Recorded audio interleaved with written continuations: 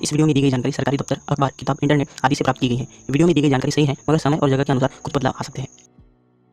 Hello दोस्तों, आप सभी का सूरज लागे यूट्यूब चैनल में स्वागत है।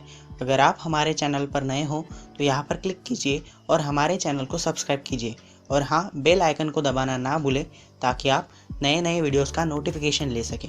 हेलो दोस्तों, आज का वीडियो जो है वो बहुत ही बेसिक टॉपिक पर है कि जो स्टैम्प होते हैं या फिर हमारे बिजनेस कार्ड या फिर हम उसे विजिटिंग कार्ड कहते हैं।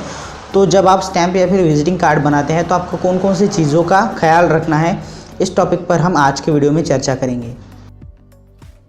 तो जल्दी से हमारे चैनल को सब्सक्राइब कीजिए, क्योंकि हमारे चैनल पर इंजीनियरिंग या फिर अदर फील्ड के रिलेटेड जितने भी लाइसेंस है, कॉन्ट्रैक्टर रजिस्ट्रेशन है और हाँ, स्टार्टअप आइडियाज़ है, उस पर नए नए वीडियो आते रहते हैं। तो जल्दी से सब्सक्राइब कर लीजिए और बिना समय गंवाए इस वीडियो को शुरू करते हैं।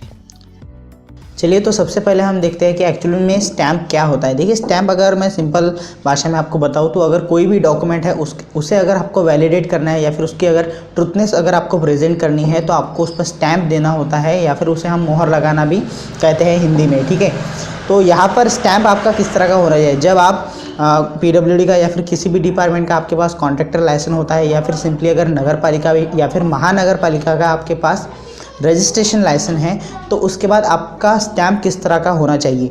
तो देखिए, इस पर सबसे पहले बेसिक बात यह है कि आपका जो स्टैम्प रहेगा वो पॉसिबली उस पर सब डिटेल आनी चाहिए, लेकिन शॉर्ट में। जैसे कि जो डिटेल रहेंगे वो बेसिक डिटेल, सबसे पहली बात कि आपका जो ऑफिशियल नेम है, ठीक है, आपका ऑफिशियल नेम उस स्टैम्प पर आना चाहिए।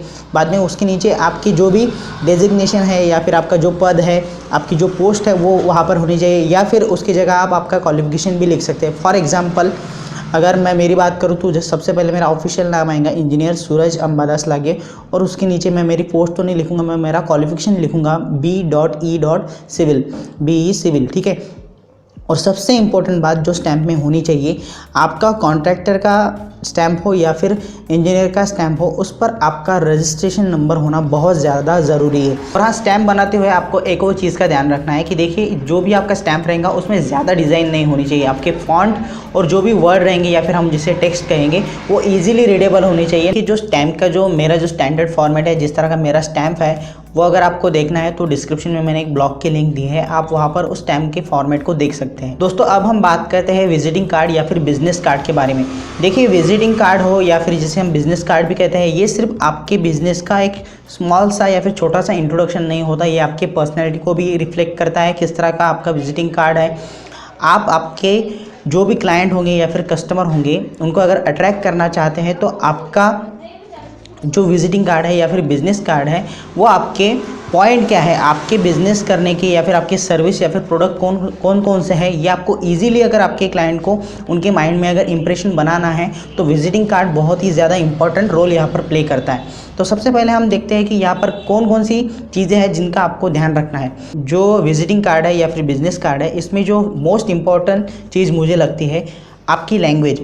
जो भी आप लिखने वाले हो आपके विजिटिंग कार्ड पर, वो आपके लोकल या फिर रीजनल लैंग्वेज में ही होना चाहिए। इसका मतलब क्या हुआ, अब फॉर एग्जांपल मैं महाराष्ट्र से बिलोंग करता हूँ तो जो मेरी लैंग्वेज रहेंगी वो मराठी में होनी चाहिए। अब इसका मतलब ये नहीं है मराठी है तो पूरी चीज़ें परफेक्टली मराठी में होनी चाहिए। परफेक्टली मराठी मतलब फॉर एग्जांपल, अभी सिविल इंजीनियर को मराठी में स्थापत्य अभियंता कहते हैं, तो ये आपको ऐसे नहीं लिखना है कि स्थापत्य अभियंता, आपको सिर्फ मराठी या फिर देवनागरी फॉन्ट आपको यूज़ करना है आपके रीजन के लिए, आपके एरिया के लिए। फॉर एग्जांपल, अगर आप गुजरात से हो तो आपको गुजराती में लिखना है सिविल इंजीनियर। ठीक है, तो ये चीज़ रहेंगी, क्योंकि देखिए, आपके जितने भी कस्टमर रहेंगे, अगर आप आपके लोकल लैंग्वेज का यूज़ करते हैं तो आपको उस चीज़ से ज़्यादा फ़ायदा होगा एज़ कम्पेयर टू इंग्लिश। अब कुछ लोग कहेंगे आपके स्टैंडर्ड माने कि जो आपका स्टैंडर्ड होता है वो इंग्लिश लिखने से बढ़ जाता है, ऐसा कुछ नहीं है। अगर आपको बिजनेस में अगर आपका ज़्यादा अगर आपको स्कोप चाहिए, ज़्यादा अगर क्लाइंट आपको चाहिए, तो आपको लोकल लैंग्वेज का ही सहारा लेना चाहिए। ये रहा सबसे पहला पॉइंट।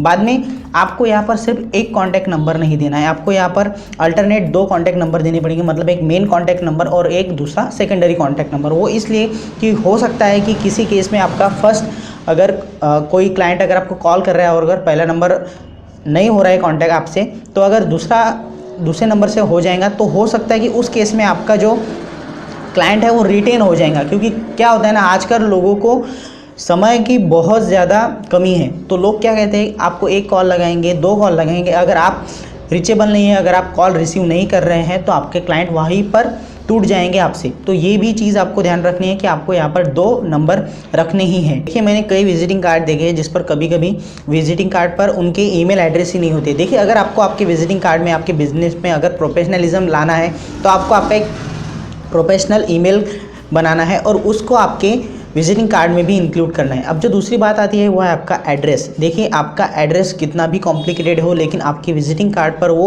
इजीली रीडेबल और इजीली एसेसिबल होना चाहिए। मतलब आपका एड्रेस पढ़ने के बाद कोई भी व्यक्ति आपके एड्रेस तक आना चाहिए। अब जो अगला पॉइंट है विजिटिंग कार्ड के बारे में, तो देखिए आपका बिजनेस का जो भी लोगो होगा या फिर नाम होगा वो आपके विजिटिंग कार्ड पर हाईलाइटेड होना चाहिए as compare to the other point, ठीक है।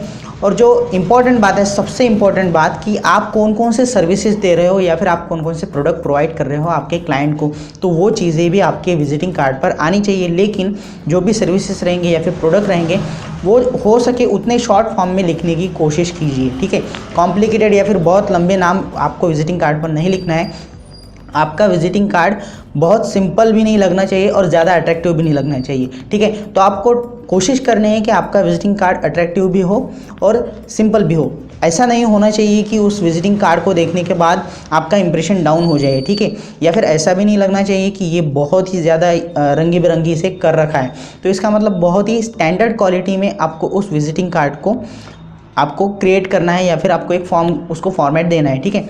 अब इम्पॉर्टेंट बात यह है कि सबसे इम्पॉर्टेंट बात जो मुझे विजिटिंग कार्ड देते वक्त लगती है, क्योंकि देखिए ये सब बाद में की चीज़ें है कि आपका विजिटिंग कार्ड कोई पढ़ेगा या नहीं पढ़ेगा, लेकिन आपकी पेपर क्वालिटी, आपके विजिटिंग कार्ड की पेपर क्वालिटी हाई स्टैंडर्ड होनी चाहिए, ठीक है। अब दोस्तों पॉइंट आता है कि आपके विजिटिंग कार्ड में आपका रजिस्ट्रेशन नंबर या फिर जो भी आपका लाइसेंस नंबर है वो होना चाहिए या नहीं होना चाहिए। देखिए ये आप पर डिपेंड करता है, लेकिन मैं आपको सजेस्ट करूंगा कि अगर आपके पास रजिस्ट्रेशन नंबर है तो आप उसे आपके विजिटिंग कार्ड में इंक्लूड कीजिए।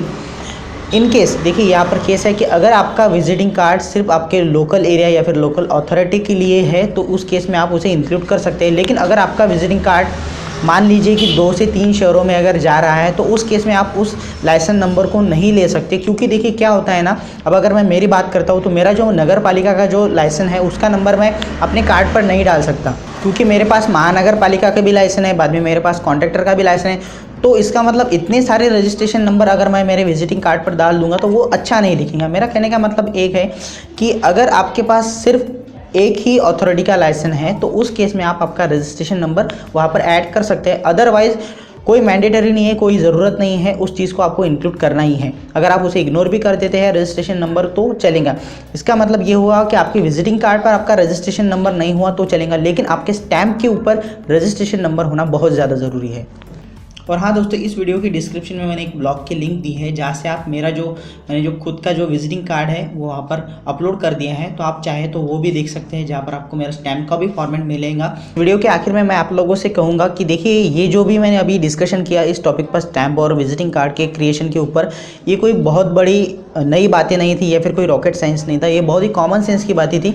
लेकिन मैंने कई लोगों के विजिटिंग कार्ड देखे हैं, बाद में जब मैंने खुद अपना विजिटिंग कार्ड बनाया था तब मुझे ये चीज़ें मेरे दिमाग में आई थी कि जिसे हम आसान काम समझते हैं वो भी एक कॉम्प्लिकेटेड प्रोसेस होती है। तो इसलिए आप लोगों के लिए, जो भी फ्रेशर स्टूडेंट हैं उनके लिए मैंने ये वीडियो बनाया है। तो आई होप कि आप लोगों को इस वीडियो से मदद होगी। और हाँ दोस्तों, अगर आपको भी लगता है कि इस वीडियो में हम और भी कुछ टॉपिक इंक्लूड कर सकते हैं, जैसे स्टैम्प के पॉइंट में या फिर विजिटिंग कार्ड या फिर बिजनेस कार्ड केस में, तो वो आप मुझे कमेंट बॉक्स में ज़रूर बताइए। और हाँ, इस वीडियो से रिलेटेड अगर कोई प्रॉब्लम होगा तो आप मुझसे पूछ सकते हैं। दोस्तों अगला वीडियो आने तक आप हमारे वीडियो को ज़्यादा से ज़्यादा लोगों तक शेयर कीजिए, क्योंकि आपका शेयर करना, सब्सक्राइब करना और लाइक करना हमें बहुत ज़्यादा मोटिवेट करता है और इसी मोटिवेशन से हम इस तरह की वीडियो ला सकते हैं।